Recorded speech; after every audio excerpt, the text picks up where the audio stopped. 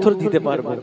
আর যদি আমল না থাকে, নামাজ না থাকে, বাড়ি সংসারের স্বামী স্ত্রী মহব্বত না থাকে, মারা গেলে কিন্তু তখন ফেরেশতাদের মানকার ফেরেশতাদের সওয়াল জবাব করতে আসবে, তখন উত্তর দিতে পারবো না। এগুলো তো মনে হচ্ছে সহজ, কিন্তু না, কঠিন ভয়ঙ্কর জিনিস। চলেন। এই সুন্দর সুন্দর পৃথিবী বানালে তুমি, যেখানে যেটা সাজালে তুমি, ফুল পাখি জেগে ওঠে তোমারই নামে, ফুল পাখি জেগে ওঠে তোমারই নামে, তারিফ করি তবু তোমার শানে।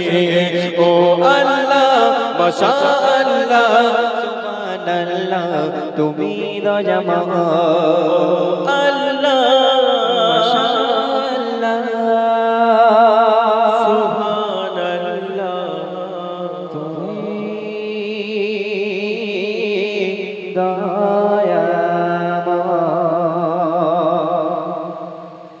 ঠিক আছে।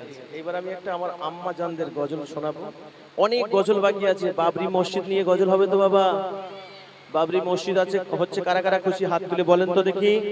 আমার যুবকরা একটু খুশি না? এই পিছনের দিকে আমার মা বোনেরা যারা আসে, এখানে কমিটি ভাই একটু এই জায়গা করে দেন না বাবা, ওরা দাঁড়িয়ে আছে, কষ্ট হয় না?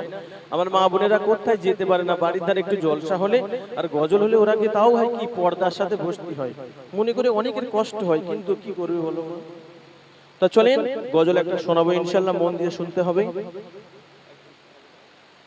চলেন। আচ্ছা, মা ফাতেমার কটা সন্তান ছিল? তুই মালসায় পড়িস? তাহলে প্রাইজটা হবে না তো ভাই। এই হুজুর বলে মালসায় পড়া চলে গেল, তবে আমি দেবো ইনশাআল্লাহ। ওরা তো কষ্ট করে শিখেছে রে বাবা, অনেক কষ্ট, হুজুরের মার খেয়েছে, ঠেলা খেয়েছে, শিখেছে। মা ফাতেমার কটা সন্তান ছিল? 3টে।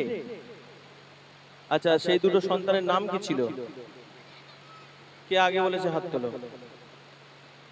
কে আগে বলেছে? আজ ওটা আয় বাবা, টাকাটা নিয়ে যায়, ফুচকা খাওয়ার টাকাটা হবে না।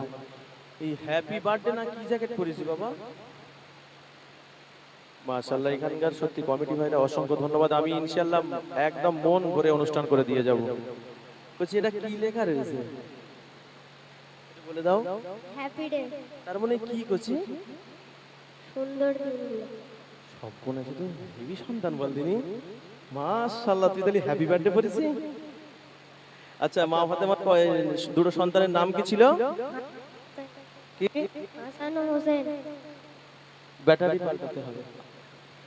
আচ্ছা, দুটো একই তো?